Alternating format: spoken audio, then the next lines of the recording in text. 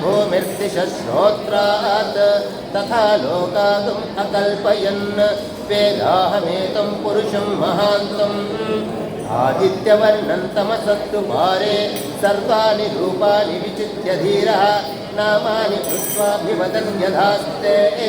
धाता पुरस्ताद्यमुदा जहायमानो बहुधा विजायते तस्य धीरा परिजानन्ति योनिं मरीचीनां पदमिच्छन्ति वेदसः यो देवेभ्य आतपते यो देवा पूर्वो यो देवेभ्यो जातः